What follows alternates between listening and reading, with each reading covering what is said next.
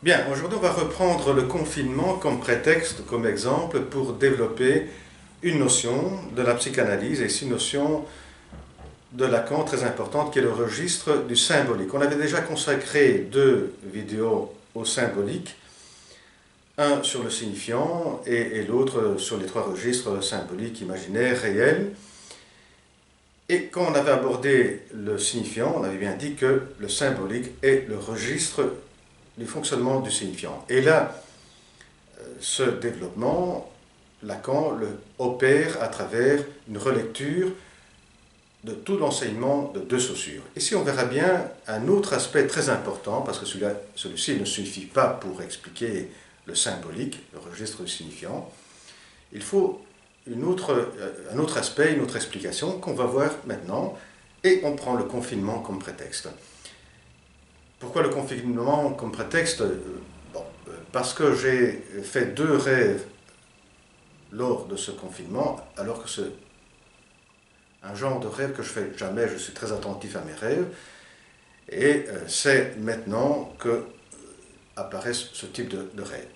On va commencer par le premier rêve que j'ai fait quelques jours après que ça a été annoncé le confinement ici en Belgique, et le deuxième rêve que j'ai fait cette nuit, peut-être je l'ai fait parce que j'étais en train de penser à cette vidéo sur le symbolique, prenant comme prétexte le confinement.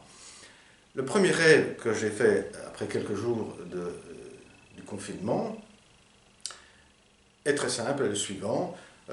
Je suis en voiture, je conduis sur une rue, je vois sur ma droite des poteaux, et qu'est-ce que je fais? Je vais sur cette droite, je casse les poteaux, et je sais que c'est interdit, mais je le fais quand même.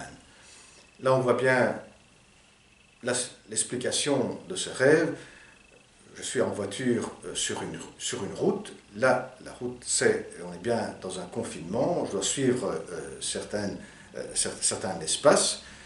Là où il y a les poteaux, c'est que je ne peux pas déconfiner. Je ne peux pas sortir du confinement qui est la route. Voilà l'association avec le confinement.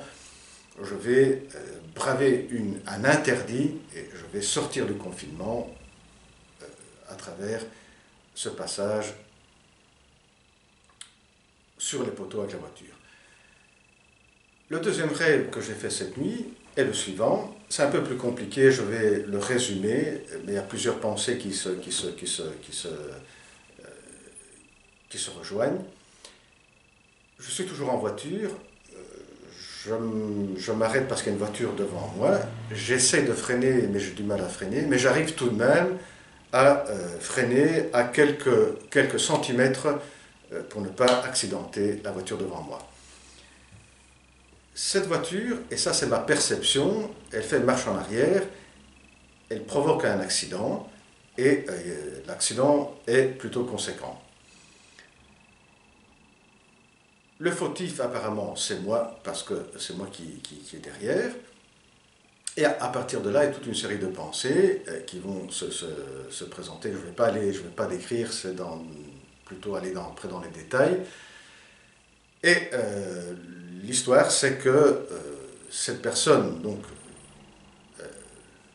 se présente comme celle qui a subi l'accident, alors que je suis convaincu que ce n'est pas le cas et on n'arrive pas à trouver une entente. Je commence à penser à faire appel à un avocat et trouver des preuves pour démontrer que je ne suis pas fautif. Voilà, ça c'est les deux rêves. Alors, le premier rêve, qu'est-ce qui met en route? C'est qu'à partir du moment où il y a une loi, la loi du confinement, un désir va se présenter. Et là on voit les deux aspects qui sont très fort liés, la loi avec le désir. Le désir est donc aussi le surgissement du sujet. Et c'est cet aspect qui va être très important pour le registre du symbolique, comme l'a développé Lacan. Là, Lacan se réfère à Lévi-Strauss, comme je disais, c'est le premier aspect qu'on avait développé comme caractéristique du symbolique, le symbolique comme le registre du signifiant était une relecture à partir de Saussure.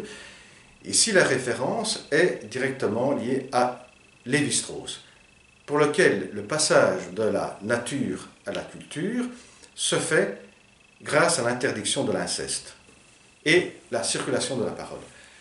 Donc c'est la loi qui va, dans ce cas, c'est la loi, l'interdiction de l'inceste qui va permettre le passage de la nature à la culture.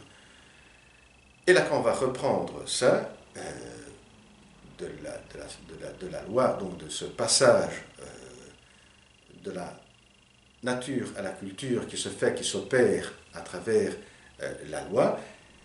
Et la loi, pour Lacan, est de l'ordre de fonctionnement du langage, de l'accès au langage et du surgissement du sujet et par conséquent. Et Lacan va expliquer que ce passage se fait à travers le nom du père et donc de l'Édipe et l'interdiction de l'inceste. Vous voyez comment les termes se mettent ensemble. L'interdiction de l'inceste, c'est le nom du père qui l'a introduit. L'introduction du nom du père, c'est ce qui permettra la personne, l'enfant, à accéder au langage et donc au symbolique. Le symbolique, donc, on peut fonctionner parce que fonctionne la loi. Voilà, j'ai un peu résumé. Dans le deuxième exemple que j'ai fait au sujet de mon rêve, là, il y a en premier plan le pacte. C'est la loi comme pacte. Pacte pour régler les relations entre sujet et sujet, entre personne et personne. Là, la référence est hegelienne, c'est-à-dire que Lacan va relire la lutte du pur prestige, la lutte entre les deux autoconsciences, et là Lacan voit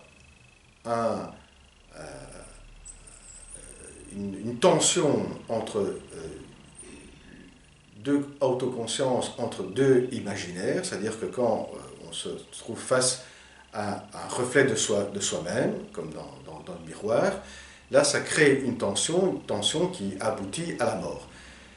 Pour éviter, pour surmonter cette tension, eh bien, il faut un tiers, le tiers qui est le symbole, qui est le langage, et donc le langage comme pacte pour faire fonctionner deux autoconsciences, deux sujets, et pour qu'ils n'aboutissent pas à la mort.